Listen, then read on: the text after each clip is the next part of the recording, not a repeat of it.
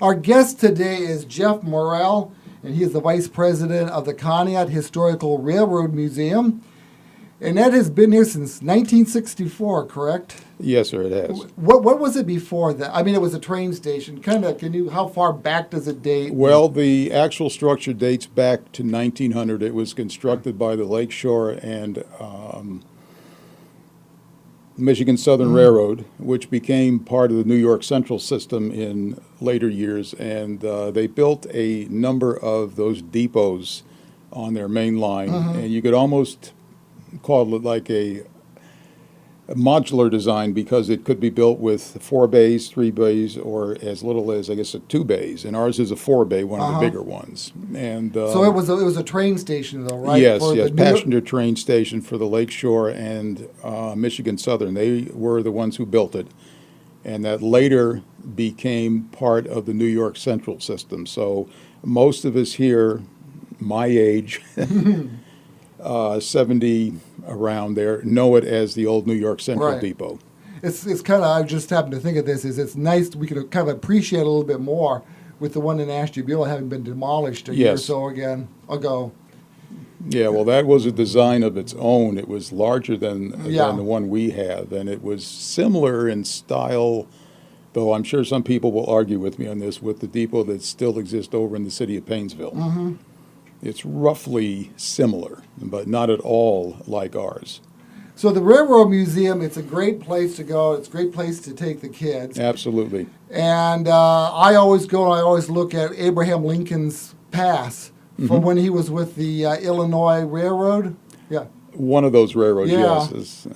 And I understand that the Smithsonians were interested in that at one time. I wouldn't be surprised. Now, there's a little known fact is that the Lincoln funeral train, when it was on its way from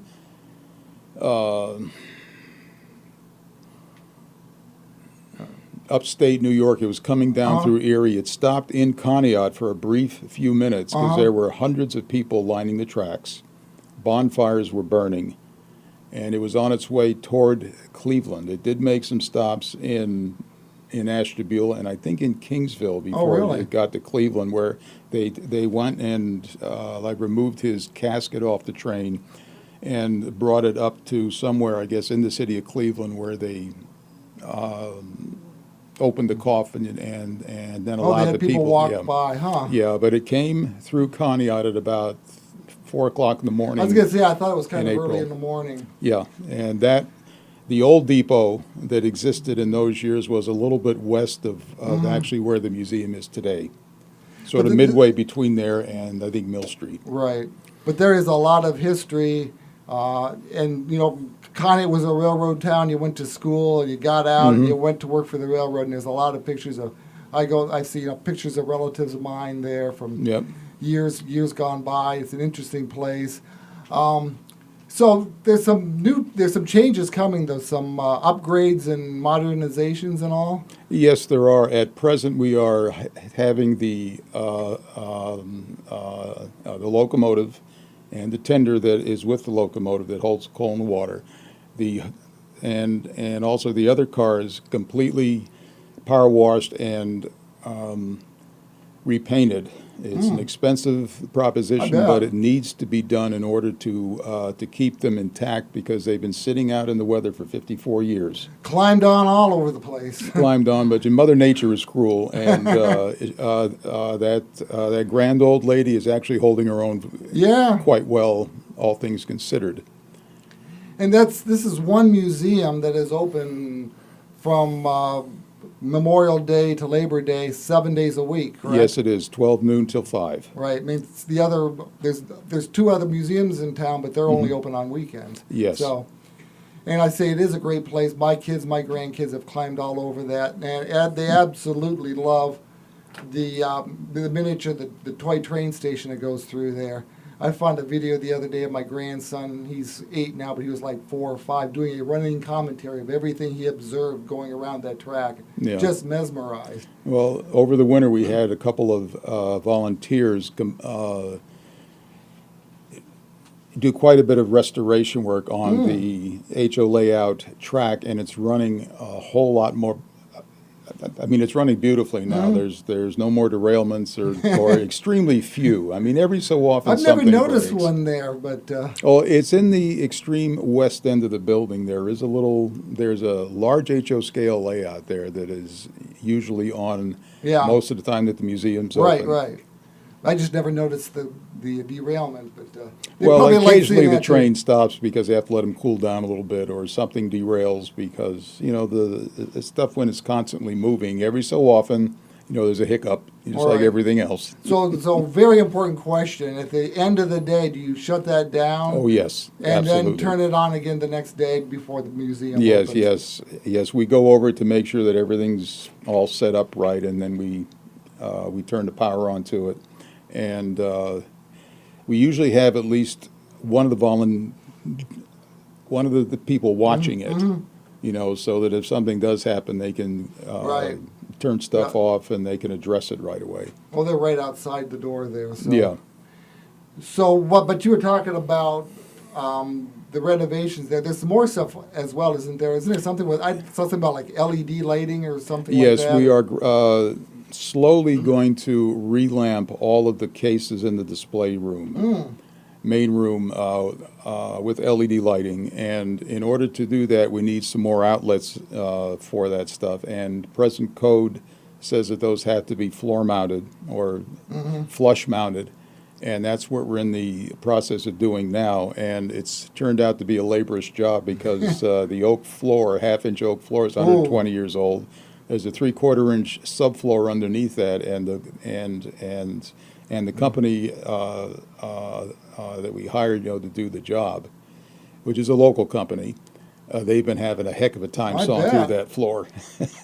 And it's open during all the renovations. Well, actually, those guys were only there from 9 in the morning till noontime. They didn't want to be out there with power tools and extension Yeah. cords.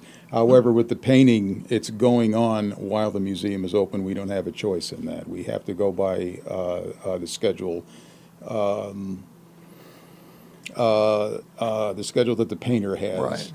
Well, it's kind of been due for facelift a little bit. Because I mean it's a fun place to go to, but it's been kind of the same for the last numerous years. Yeah, and I don't know when it was last actually painted. I only moved back to Conneaut 4 years ago, Okay. so I seem to remember it being done, but I couldn't tell it's you been when. done a couple of times Yeah. over the 50 some odd years. But it's just an ongoing labor of love because the engine was built in 1944. The hopper car and the caboose, we're not sure of the exact age, but I'm sure it's around 100 years old for Right. For most of the stuff there. There is a fascination with trains in Conneaut. I think once in a while, it hasn't happened recently, but there used to be steam engines would come in for a while. Yeah. And it would be just people all over the place seeing that kind of stuff. Yeah, I don't know if it's the heritage or what. Well, it's unlike a diesel. I think a steam locomotive seems like it's more alive. Oh, absolutely. It's there's steam coming out of it. It's loud. It's got a beautiful whistle on it. It's just very unique, and because of the nickel plate was one of the larger people. One of the larger companies in Conneaut, and they employed probably 1,500 people, if not more, Oh, yeah. for a long Yeah. time. And then when you look at the docks, they probably employ several hundred people. New York Central, not that many. They probably populated the freight station and the passenger station, and that was it, because it was just like a pass-through for them. Well, from understand, Friday night in downtown Conneaut was hopping because that's when the nickel plate employees got paid.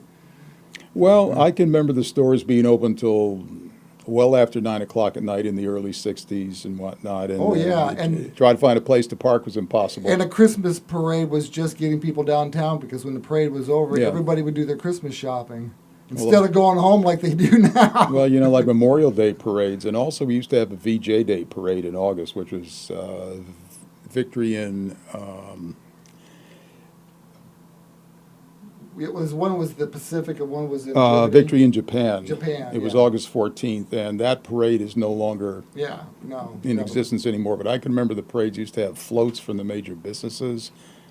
They had like Army tanks from the National Guard. Right. It was Was it- quite it was quite a show. Jeff Morrell is the vice president of the Conneaut Historical Railroad Museum. He's with us. Tell us some of the things that are like favorites at the museum. Maybe if there's people out there or they're driving through on 90, they have no idea, but they're radio buffs. What can you expect to see there? Well, I think our main attraction is the locomotive. Yeah. Because you're looking at something that's over 16 feet tall, 100 feet long, and weighs 400 tons, or close to that. And those of us old enough can actually go and remember those engines doing 60 with a freight train. Right.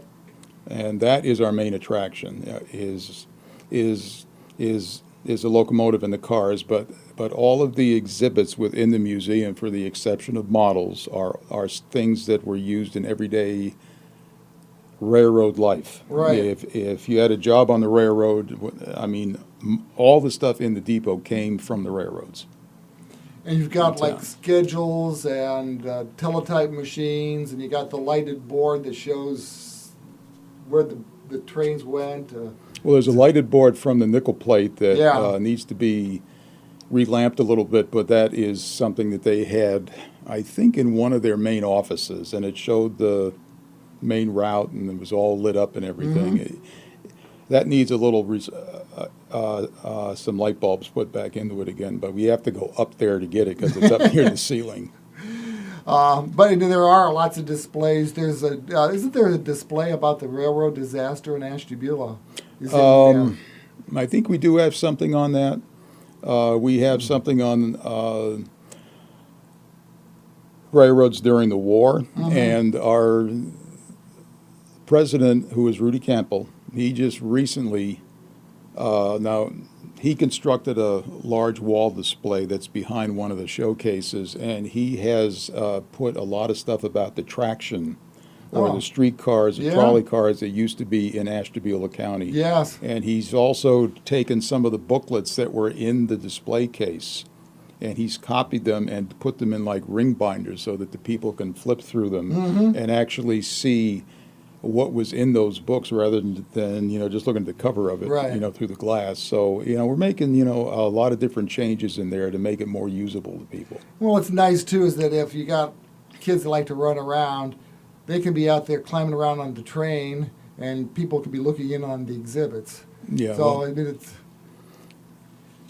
You're right across the tracks, too, from the Conneaut Historical Museum. You Yes, guys we are. feed off each other? I mean, Yes, we do. People usually go from one to the other. We always do. We always recommend that they cross the tracks and then take a look at that museum. The only thing is that they're only open Right. Friday, Saturday, and Sunday right now because they don't have the staff to keep it open 7 days a week.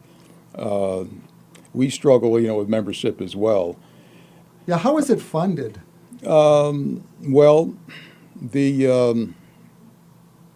I know that you take donations, and there's like a right, little it's a gift free, shop yes, there. there's a gift shop there. Now, the city of Conneaut owns the museum, and they pay all the utilities, and they have also made it, I guess, tax exempt. So that is a big help to us. Yes, I would imagine. And but we work strictly through folks donating money, and that's how we do it. It's a struggle at times, but it usually works out. Well, I think the fact that there's 3 museums, I was volunteering at the D-Day Museum, and we got people there that were at the Railroad Museum, and somebody said, you ought to go to the D-Day Museum. Yes, They didn't know it existed. Yes, So, I mean, that works, and we've done the same thing. So it's, we support each other. Right. Because that's how it should be. And, absolutely.